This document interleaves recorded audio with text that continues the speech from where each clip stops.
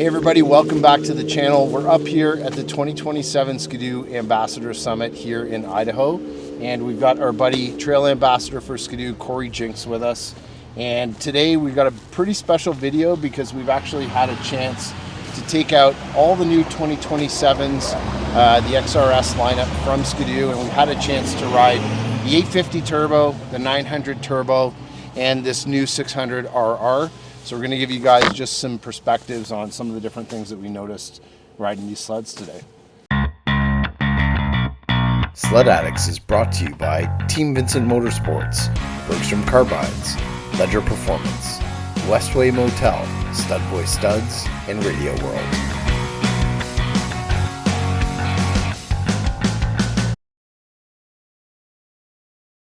So I guess first off, I can start with the 850 Turbo. Very similar to last year's sled. Major highlights with this one is obviously the 20th anniversary yellow. You also get with this sled, same as the other two, you get a branded handlebar pad with the little Stinger Bumblebee on it. It's also on the front. You get the yellow springs on the shocks, as well as the branding back here, which you get on all three sleds. So what did you guys think? Firstly, the biggest news this year obviously is the introduction of the 600RR, right? So we got a chance to ride it, and what were some initial impressions just riding this particular sled? Well, I thought right out of the box, like it was like just such a weapon in the woods, in the tight stuff especially. Like that's where that unit is definitely shining. It's got obviously the XRS package and the shocks, which does its thing, but it has a lot of jam in the tight, and it's so light that it was a real blast to run in the woods today. Yeah, for sure. One of the things I noticed right away, they got a new pipe on this sled. The sound of it, it's got kind of that race-inspired feel to it. Yeah. Really super cool sled. And that's the first time that I've ridden on these kind of shocks with the different valving. These are the Pro 40s with the high-low speed compression adjustments, as well as the damping. Really stiff setup. Again, that kind of race-inspired feel, right? Yeah, I think even on top of that 600 riding it, I think compared to the 600R, it's definitely a little bit peppier off the line. Like you feel it, the throttle response is more responsive, it picks up a little quicker. In the wooded sections, it's great, especially in the tight and twisties. I would be hard-pressed to think that...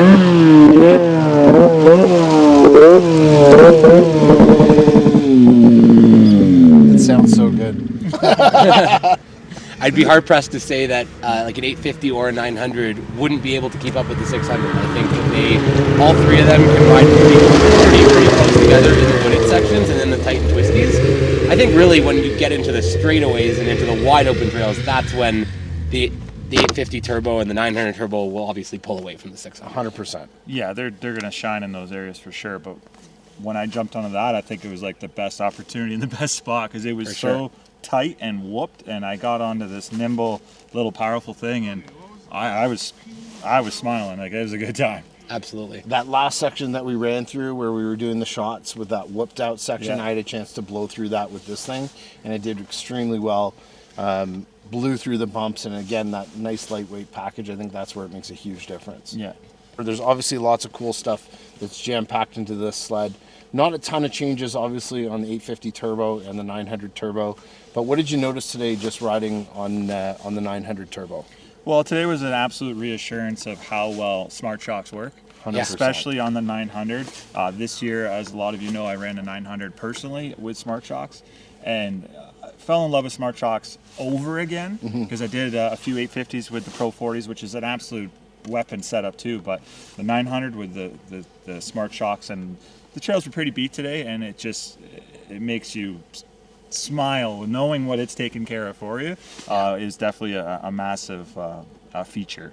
So there was that, and then a little bit of seat profiles changing between both of these units, which I did notice right away. All the units, especially with the two strokes getting the flatter seat. Yep. I found that an immediate improvement in rider position as well.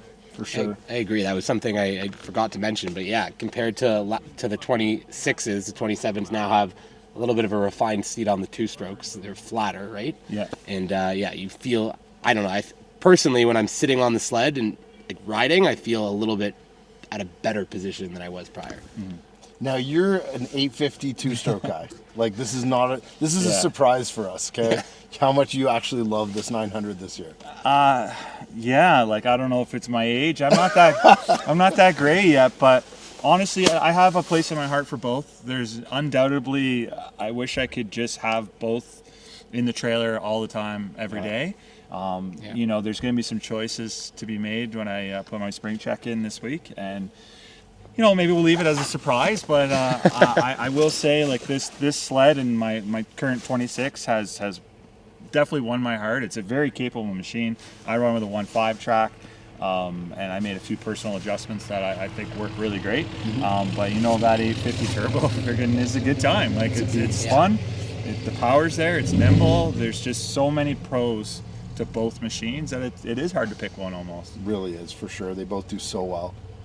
Yeah, and the obviously with the 900, the couple other things you get with it. Well, the main thing is you get the heated seat that you don't get on the two strokes. Yeah. No, today we didn't need the heated seat. We were working good. We had a good time. We worked up a sweat, but you know, there's a few times this year that I found a chill down to my core, and I'd be a liar if I said that heated seat wasn't on full, trying to warm from the butt up. So Yeah, for sure. Now, for those cold days, we got a chance to also try these new Link gauntlets. Yeah, the new sport muffs is what they're calling them, I guess. And you know, today wasn't that cold, but warmers were on low or off. Yeah. So it's an indicator right there that they are obviously doing something. Yeah. You know, the marketplace has shown in the past that there's a lot of guys that don't like to be, you know, trapped in per se with a standard muff, and you know, I can understand that feeling. Like I run muffs when it's super cold because you don't have much choice. But you know, there's things, pros and cons to that setup. So I think this is a great at least option for people that don't like muffs to keep their hands warm. You know, you're not getting full 100% coverage, but you got a lot of access and you can see everything perfectly. So that's great. and I think the aesthetic is obviously significantly improved, and a lot of guys would like this aesthetic over that bulky muff. Yeah, no, for sure. I think the biggest thing for me personally was I just struggled with using bigger gloves, because I've always used big gloves. I like running thin gloves, but doing it in super cold weather, you got to have muffs on. You can't run big gloves with the old style muffs, and I think with these you'll be fine to do any kind of glove in there. Yeah, and I mean, they compress down nicely if you don't want to have them on full time, but honestly, aesthetically, they look good. I think you could just run with them full time and it not be an eyesore. I think Skidoo and Link did a good job of making these as refined as they can and keeping them, you know, sleek, but still doing what they're supposed to do. For sure. Yeah, and I think the Link latch inside and how that comes off is pretty neat. Yeah, the quick removal of them and installation of them is definitely smart. So that can be, again, stowed away if you want them off, but again, I don't think they hinder the look of the sled at all. So probably once you put them on, I don't really see you needing to take them off. Yeah. The other thing I'll say, just on personal, like prior use, like because I've used the muffs a lot of times, you have to. There's like a plastic piece at the end that you got to push into the handlebars, and especially that first time, man, is it tough to get in. These don't. These have nothing there, so it's just an easy click on. Yeah, the updated muffs were a little easier to put in, but the ones back in the past that were almost like a body panel pin. Those ones were a little finicky, but yeah, I know I like these. And I think the only other thing that we're missing that's really different with the 900 versus the two strokes is you get the forward adjustable riser, right? Which is still the same going forward for 2027. It is something I use. I do find I put in the forward position because it gets me rider forward as much as I can. That's my style. But if you want to lay back and kind of cruise a little bit more, it's super easy to obviously roll it back. So that's a good option to have. Right on. So I guess what we can do to kind of wrap this video up is talk about what we think, in our opinions, between these three sleds, what rider is going to want this sled versus that sled versus that sled. So I guess, Mike, if you want to start, we can start with the 600. Yeah, for sure. I think the 600 for, you know, we've talked a lot about tight tree riding and riding through the woods and stuff. I think the guys who are running those kinds of trails will absolutely love this sled. Yeah. It's super lightweight. They can throw it through the twisties really quickly, really easily. Even junked out trails if they have around home. You know, for us, I think about areas like Muskoka, maybe riding through Barrie, through the woods, through the Simcoe County forest. I think those kinds of riders that are going to be, you know, riding tight, twisty forest type trails would absolutely love this package for sure. Yeah, no doubt. demographic and rider type, and you got to be true to yourself. Like, you don't always need the big dog. This thing is going to do what it needs to do in the tight stuff. For sure. Yeah, like I think, especially like for us back in Ontario, there's a lot of areas down south where if that's where you're riding majority of the time, that's the perfect sled. Like whether that's the Skoka area where it's super tight and twisty, it's the perfect sled. And for some people, it's the perfect sled even in the fast, wide, and open because they don't have the desire to be as fast as possible or get to that top speed. But I think for the guys that are doing most of their riding, whether no matter where you are in North America, for us, like Northern Quebec, Northern Ontario, like a lot of that super fast, super straight. If you're riding with guys that have 850s and 900s and you're on the 600, then you're going to feel they're going to pull away in the straightaways. Obviously in the tight and twisty, you're going to keep right up because that sled is so easy to handle around the corners and it's lighter up front than either of these two. But yeah. And I think the other thing too that's nice with the 600, and again what's probably a little bit better, is they're continuously improving. So you got 5 more horsepower in this one, you've got 20% more throttle response on this one. It's already good on fuel and oil. It's already amazing on fuel and oil.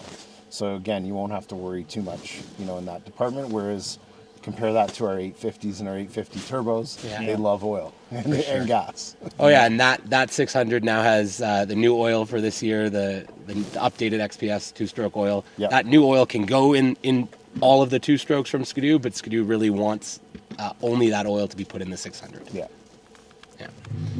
Okay, I guess let's move on to this sled. What do you think? 850 turbos. So who's buying the 850 turbos? I think for the most part, it's going to be, obviously guys that are running those types of trails that we're probably riding, like up in Northern Ontario, big, fast, wide open trails, a lot of high-speed running. Yep.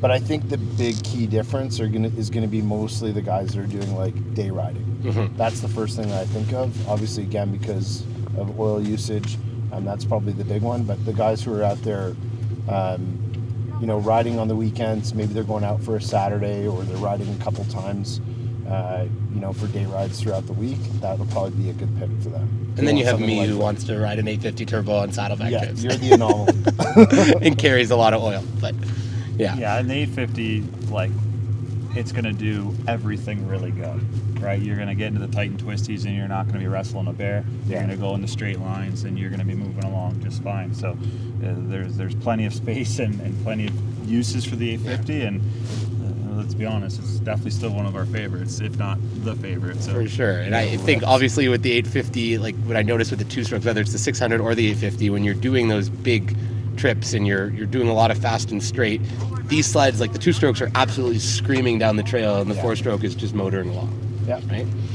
And sometimes that doesn't feel right. Yeah. A little unfair sometimes, but that's okay. Right on. And I guess last but certainly not least, the 900 turbo. Yeah, I mean, honestly, what an awesome snowmobile.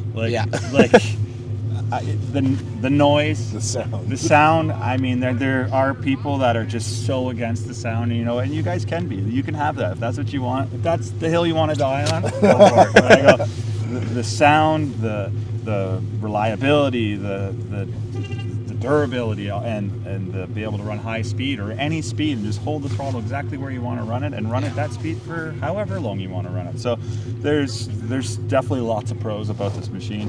Again, it being sprung with smart shocks on this one makes it very capable. Obviously, when you're running the Pro 40s or the other XRS packages in the 900, if you're going to do an XRS, like, super capable machine too. Yeah. But I do really love this package with the smart shock, because if you want to get sendy on this machine, you can. It's going to catch itself, right? When it's up in the air and the smart shocks know it, it's going to come down and catch itself and just keep going. So I really do like this machine. The no oil consumption is a huge pro, especially on massive trips like what we just did, 1,700 kilometers? Yeah. And truth be told, I only opened the panel just to take a peek at the belt out of pure remorse, really. That's it. Otherwise, I didn't even have to. Just and go. Yeah, my panel was open every day. Yeah. I think also with the 900, just the throttle response is super smooth. Yeah. Letting off the throttle and hearing the turbo. Yeah, and obviously with the 900R and having modes is I think actually something we kind of sleep on, but the engine modes are huge for different types of riders. For me, sport mode makes it feel almost like a 2-stroke. The throttle's right there. There is zero lag. It is snappy. It is fun. If someone doesn't really like that, they can bring it down into normal. Or heck, if you've got someone that is a little bit newer or maybe just a little more cautious, you can put it in eco mode, and this sled will never get away from them. It's very manageable power. So that is something that's pretty neat too. Yeah, and I can say, like, if I can be convinced, anyone can, because I will live and die on a two-stroke. But that being said, riding this sled today and riding Corey's last week when we were in Gas Bay, it's an awesome sled. Like, this sled corners so well. Thinking, like, in my mind, I'm like, okay, it's a heavier front end. It's probably not going to corner as well. It's going to be a little bit harder, especially with the Smart Shocks. It corners so damn well. It's just a fun sled to ride. I think I'm still a two-stroke guy. You're so close. I'm so close. They're trying really hard. Listen, but, I was going to die on that hill for a very long time, and I'm very torn for next year. And that, if anyone knows me, that's saying a lot. Like, it is, for sure. I was an 850 and 850 turbo guy forever. So, like I said, this sled has a place in my heart. So, you know, in my personal sled, and this is just purely for info, but I actually did move to an RX ski on this snowmobile. That could be a lot of ski for the average consumer, and it's why it didn't come with it on the Sled factory. I like the predictability and the long keel in the looser snow. I find it is an awesome ski, but yeah, it can have a little more rider input on a heavier snowmobile. I paired it with the Woody's Navigator, and it does mitigate and almost completely eliminates any darting or any tracking. So I did do that. It might not be for everybody, but I did find that worked really well for me. No, and I noticed that today riding this sled, especially given the conditions we have here right now in Idaho. It was very low snow about a week ago, and then they got a lot of fresh snow, so conditions are super soft. This sled will slide a little bit with the Pilot X versus where the RX ski really shines, and I saw that last year on the 850 Turbo, and this year is in that softer snow, they bite, right, because of the more aggressive keel. Yeah, and I think that's something that comes down to preference, and everything is subjective in this sport. It's everyone's opinion, and you're welcome to have your own, and that's the cool thing about it. If you like this ski or that ski, or you want triple point this or shaper bar that, you're more than welcome to do it, because it's your snowmobile at the end of the day, and as long as it's working for you, that's all you can really say. Okay, so one of the things that we want to also mention on the 600RR is that you won't be able to get this with the 10.25 gauge. I know we all love the 10.25 gauge, but again, remember, this is a race-inspired sled, so they're trying to keep it in that form, and that's just not available as far as this package is concerned. The other thing too, these shocks are new for us. It was awesome to get to try these. These are the Pro 40 integral shocks. And again, they've got a whole bunch of different adjustments for high, low speed, and damping adjustments on them, which is awesome. And I think we're gonna hopefully get some more time on those to mess around with them a little bit too. And I'm sure you guys are probably gonna have a little more detailed video on that. But the skidoo did include on the side of the oil reservoir there what each dial does, so there's no confusion for whomever is operating or using the machine, that which one's dampening or rebound and that sort of thing. So that's helpful. Yeah, super cool to give you some suggestions on where to set the sled up based on how you ride. So that's pretty cool. Yeah, and I'll be honest, like at first, at the 600RR, I was like scratching my head, why can't you get it with a 10.25 inch gauge? And I think, as Mike said, like it comes down to the fact that it's the race-inspired sled. They want to keep it as light as possible. That's why it's not getting the Smart Shocks, and it's not getting that gauge, is to keep the weight down. Right? Yeah. Awesome. So I think that pretty much covers off these three sleds. Do you guys have anything else you wanted to add on them? Awesome. Other than let's go rip them again. Yeah, let's go rip them. Awesome. Well, I hope you guys enjoyed that video. If you have any questions about the 2027 models from Skidoo, feel free to send us a message. We're happy to help. If we don't have the answer, we'll try to get the answer for you. We will see you on the next one. Take care, everyone.